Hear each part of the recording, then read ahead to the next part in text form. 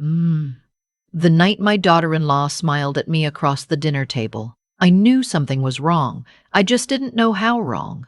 It was a Tuesday in late October, the kind of day where the Georgia sky turns the color of old pewter and the air smells like wet leaves and wood smoke. My son Derek had called that morning to say he and his wife Sandra were taking me to lunch. Just the three of us. A nice place downtown, he said. My treat, Mom. I should have felt grateful. Instead, I felt the same quiet dread I used to feel as a child before a thunderstorm, that stillness in the air that tells you something is coming before you can see it. I dressed carefully. I wore the blue cardigan my late husband Richard had given me for our 42nd anniversary. 3 years he had been gone, and I still reached for that cardigan when I needed to feel steady.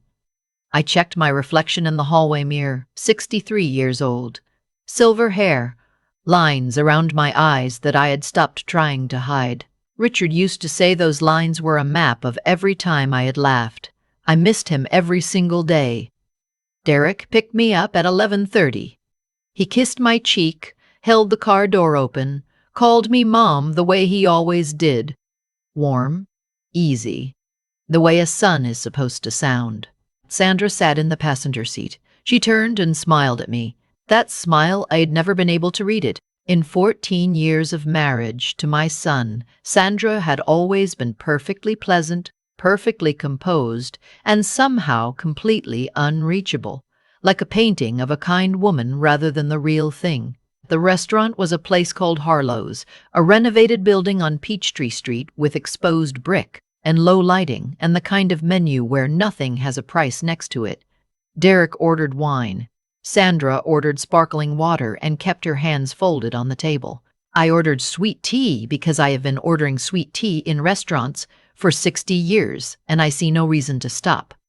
We talked about the weather. We talked about Derek's work.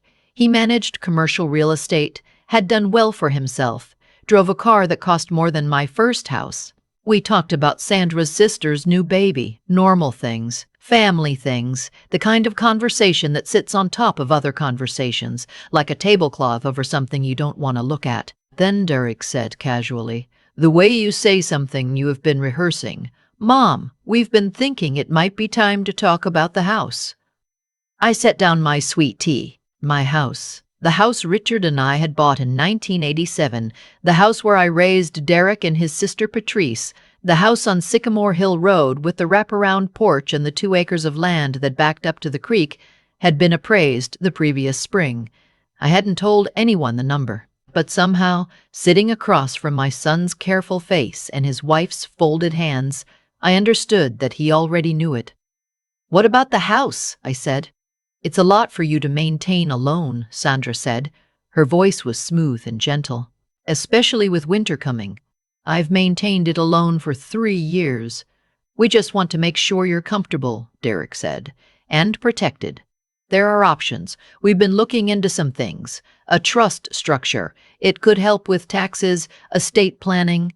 We can manage it for you so you don't have to worry." I looked at my son. He was 53 years old. He had his father's jaw and his father's eyes and his father's eyes and his father's way of tilting his head slightly when he was asking you to agree to something. But Richard had never asked me to agree to anything I didn't understand first. Richard had always sat down with me at the kitchen table with a cup of coffee and a legal pad and explained everything until I could explain it back. "I'll think about it," I said. Sandra smiled again. I went to the restroom after that. I needed a moment away from the table, away from the light in that room and the weight of my son's careful words. I stood at the sink and ran cold water over my wrists the way I used to when the children were small and the days were long, and I just needed to feel something simple. When I came back out into the hallway, a woman was waiting for the single-occupancy restroom behind me. She was perhaps 70, white-haired, dressed in a cream-colored coat. She had the kind of face that looked like it had seen a great deal and decided to be gentle anyway. She looked at me directly.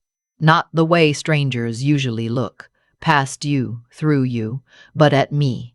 She reached into her coat pocket and placed something in my hand. A small envelope, sealed, my name written on it in careful block letters. Eleanor. I looked up. I'm sorry, Don't open it here, she said quietly. Wait until you're home.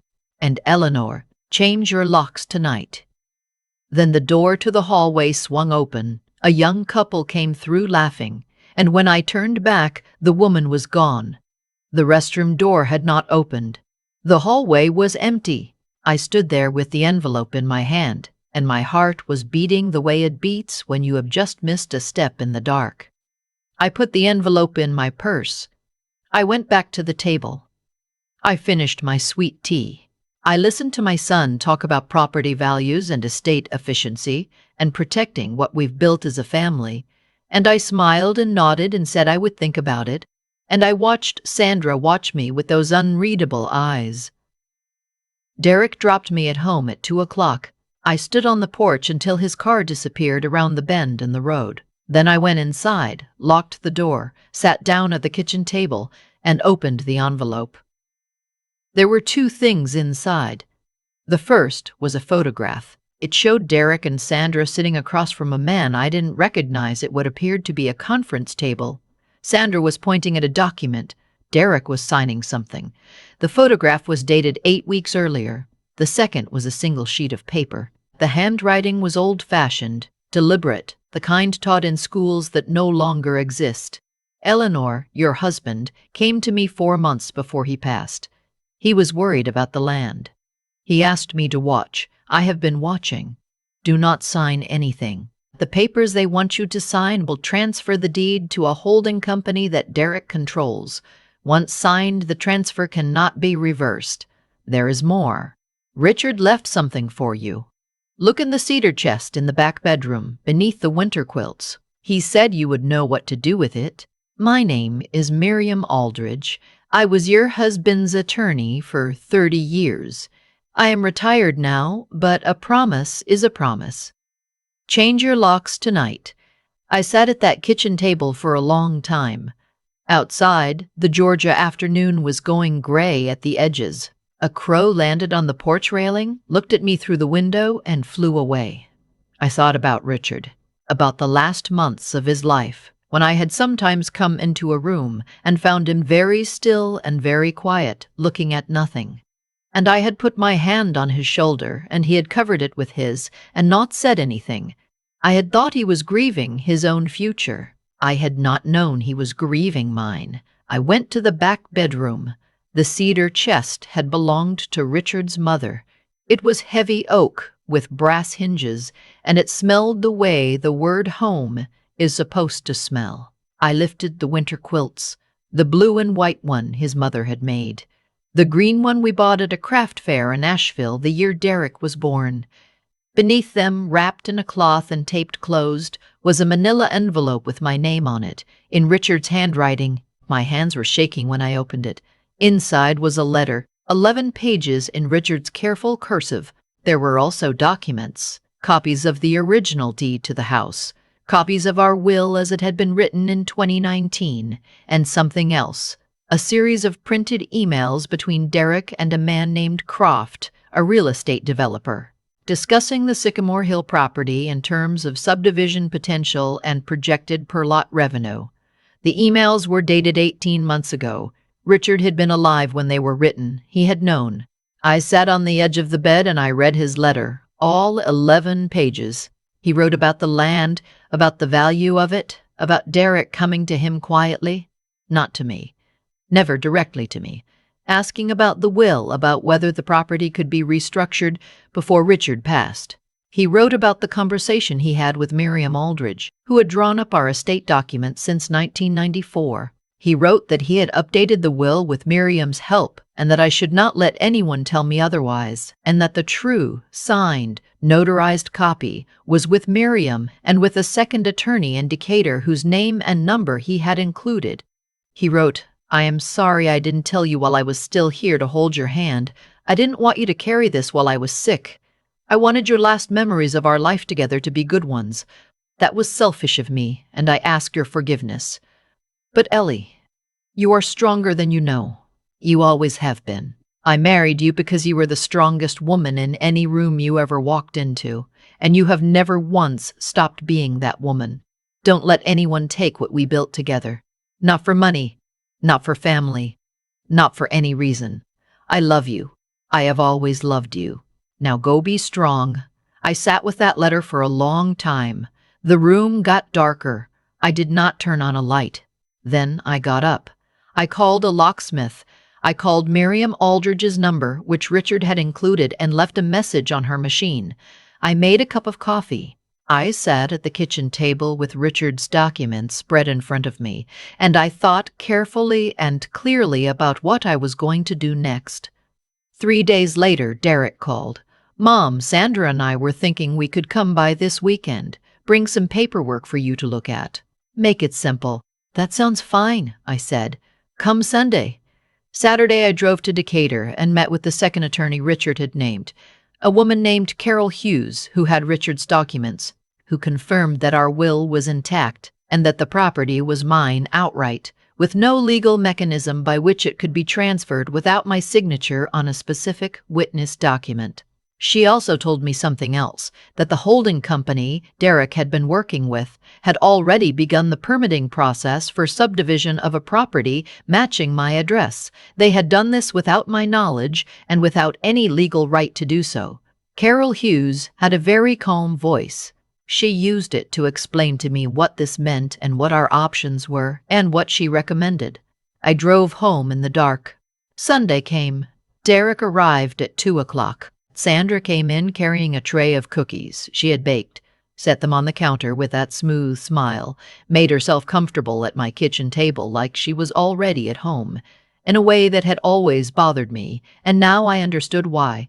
Derek opened a leather portfolio. He slid a document across the table toward me. "It's straightforward," he said. "Just a property management agreement. It gives us the authority to handle maintenance and decisions on your behalf. Protects you from liability." I looked at the document. I did not pick it up. "Derek," I said, "do you know a man named Croft?" The room went very quiet. Sandra's hand stilled on her coffee cup. "I don't know what you're—" Derek started. "Regency Development Partners," I said. "The email started 18 months ago. Your father saw them. He kept copies." I paused. So did I. Derek's face went through several things in quick succession. I watched them all pass through him the way weather moves across a field.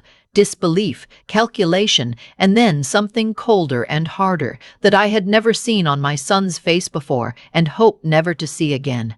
"Mom, I need you to leave now," I said. "You don't understand the full picture." "I understand it entirely." I kept my voice level. Richard had asked me to be strong.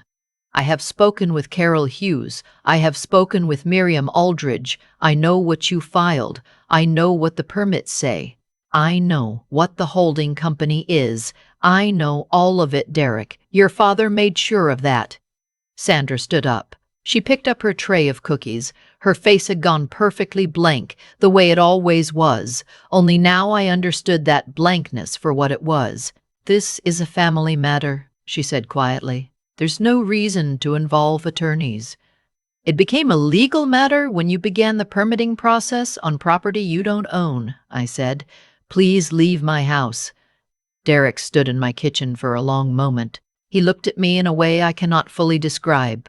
Part anger, part something that might have been shame if he had been willing to feel it. Then he picked up his portfolio and walked out. Sandra followed him without a word. I stood at the kitchen window and watched their car back down my driveway. I watched it until the taillights disappeared. Then I sat down at my kitchen table, in the kitchen of the house I had lived in for 36 years, and I let myself cry. Not because I was sad exactly, though I was, but because it is a particular grief to look at someone you have loved and raised and fed and worried over for 50 years and understand that you did not fully know them, that the person you thought they were was, in some part, a version you needed them to be. Carol Hughes filed a complaint with the State Real Estate Licensing Board regarding the unauthorized permitting. The development company withdrew the permit application 4 weeks later. Derek did not call for 2 months. When he finally did, it was to say that he and Sandra were separating. He did not say much else. I listened. I said I was sorry to hear it because I was.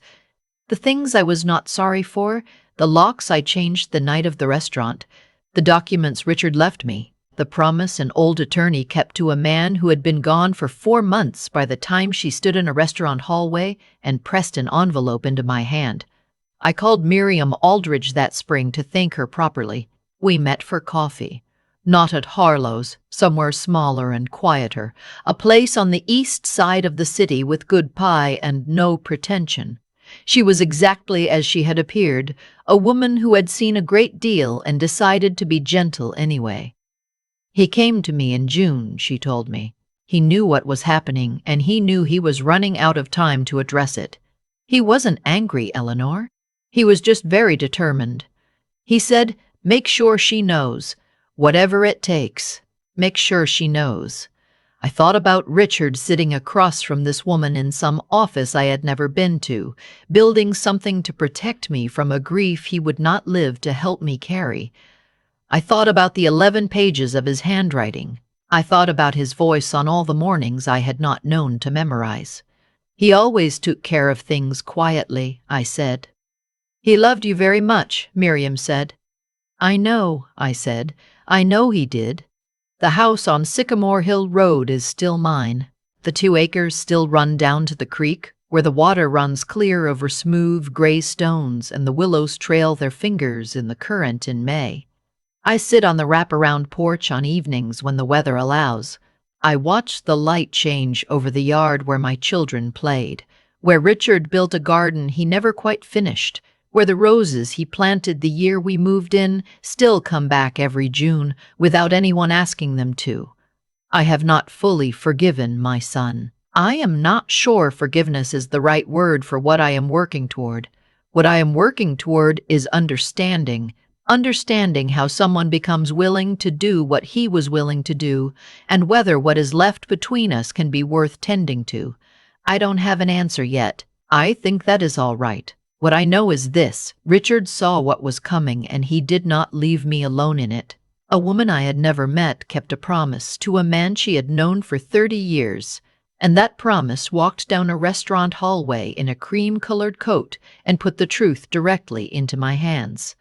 I am 63 years old. I have lived long enough to know that the people who protect you are not always the ones you expect. Sometimes love shows up as a letter beneath a winter quilt. Sometimes it shows up as a stranger who looks at you, really looks at you, and says, "You need to know this." I needed to know, and I am still here.